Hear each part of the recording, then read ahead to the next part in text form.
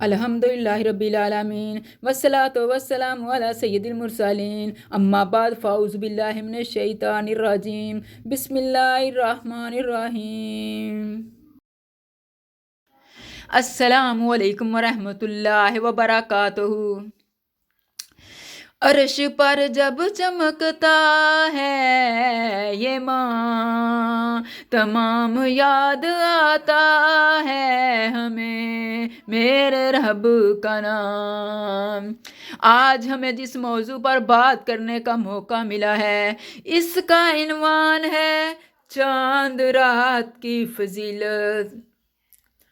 حضور صلی اللہ علیہ وآلہ وسلم کا فرمان ہے، جس نے عید کی رات یعنی شب عید الفطر کو طلب ثواب کے لیے قیام کیا، اس دن اس کا دل نہیں مرے گا جس دن لوگوں کے دل مر جائیں گے۔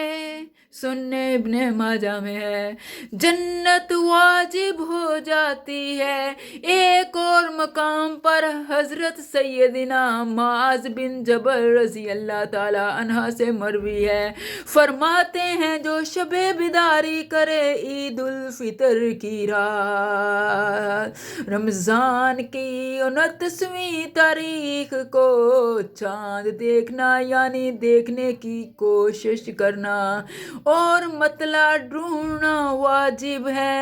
اگر مطلع صاف نہ ہو تو عید کے چاند کے لیے 2 پرہیزگار سچے مردوں یا اسی طرح کے 1 مرد اور 2 عورتوں کی گواہی شرط ہے۔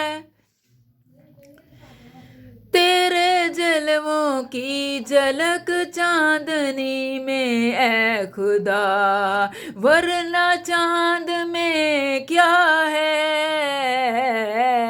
مٹی کا ایک ذرہ۔ چاند دیکھ کر دعا مانگے، اللہ سب سے بڑا ہے۔ اے اللہ تو اسے ہم پر طلوع کر، امن ایمان سلامتی اور اسلام کے ساتھ، اور اس چیز کی توفیق کے ساتھ جس سے تو محبت کرتا ہے اور جسے پسند کرتا ہے۔ اے چاند ہمارا رب اور تیرا رب اللہ ہے، لہٰذا ہمیں اس رات بازاروں میں گھومنے اور فضول کاموں کی بجائے صدقے دل سے اس رات عبادت کر کے اپنے روزوں اور عبادات کی قبولیت کی دعا مانگنی چاہیے۔ اے اللہ، یہ رمضان کا آخری دن ہے اور تو نے ہم پر احسان کیا اور رمضان کے فرض روزے رکھنے میں ہماری مدد کی۔ اے اللہ، تو اس پر ہمارے لیے خوشی، رحمت اور بخشش کے ساتھ مہر لگا دے، ہمیں وسیع کشادہ حلال رزق دے جس پر کوئی حساب کتاب نہ ہو، اور ہمیں برکت اور فتح اور جیت کی کامیابی عطا فرما، اور جہنم کی آگ سے رہائی دے، اور ان آنے والے مہینوں کو ہمارے لیے بہترین خیر و برکت کا ذریعہ بنا دے اور رحمتیں لے کر آنے والا بنا دے۔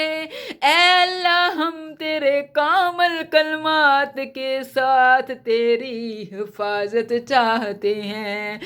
اس دن کا سورج طلوع یا غروب ہو اور ہمارے ذمہ کوئی گناہ باقی ہو جسے تو نے ابھی معاف نہیں کیا، اے اللہ ہم سے ان کو بہترین رضامندی درگزر اور بخشش اور مغفرت کے ساتھ قبول فرما، اور تو ہمیں اپنی رحمت سے ان لوگوں میں شامل فرما جن پر تو نے شب قدر کا فیض دیا اور جن کے لیے تو نے اس رات کو 1000 مہینے سے بہتر قرار دیا،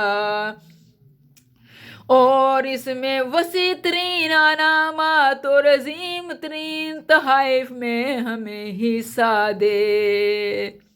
سب تعریفیں اللہ کے لیے ہیں جس نے اس مہینے میں روزے رکھنے اور عبادت کرنے میں ہماری مدد کی، یہاں تک کہ آخری رات ہمارے پاس آئی۔ اے اللہ، ہمیں اپنی رحمت سے اس کی بار بار واپسی نصیب فرما اور ہمیں ان لوگوں میں شمار کر جو اس رات میں تیری نازل ہونے والی تمام بلائیوں سے سب فائدہ اٹھاتے ہیں، جس میں نور کے ذریعے رہنمائی کی جاتی ہے، بیماریوں سے شفا اور بلاؤں سے عافیت بخشی جاتی ہے۔ آمین ثم آمین۔ آخر میں آپ سے درخواست ہے کہ اس قیمتی رات کو فضول کاموں میں ضائع نہیں کرنا چاہیے۔ صدقہ فطر نماز عید سے پہلے پہلے صاحب نصاب اور اس کے گھر کے تمام چھوٹے بڑے افراد پر صدقہ فطر واجب ہے۔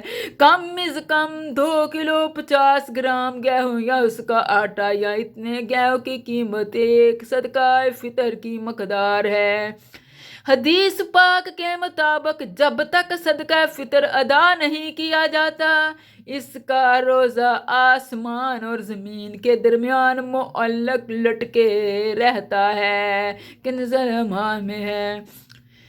اللہ ہمیں قرآن و سنت کے مطابق زندگی بسر کرنے کی توفیق دے، دنیا اور آخرت کی ہر بلائی کو ہماری طرف متوجہ کر دیجئے۔ آمین۔ فی ایمان اللہ۔